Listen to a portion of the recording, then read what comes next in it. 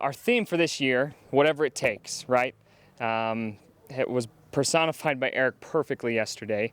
I was backstage, stage right, during the show, sing, sing, sing, and Eric and Gabe had just done their tumbling pass, a couple of front handsprings with a flip at the end.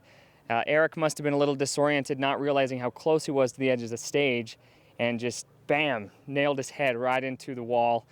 Kind of stumbled back. I was right there, saw the dazed look on his face, could tell he was disoriented. And then he collapsed forward off stage, and I luckily was there, helped him crawl forward on his hands and knees, and you could tell he was just trying to figure out what was going on.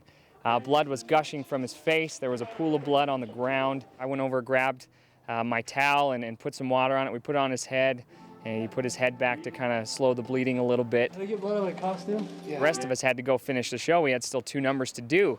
Only later to find out after the show that Eric was singing into his microphone, even though this blood was gushing out of his head. John eventually had to take the mic off Eric because he wanted to finish the show.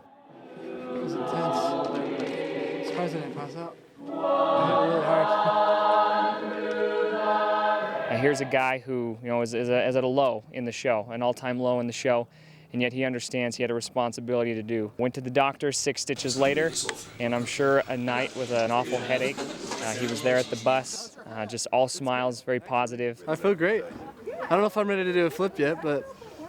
Today during the youth conference, we kind of called him up and told the story to the youth that we were there performing for and talking to. We jumped right into It's Just Life, Conlon and Eric flip time.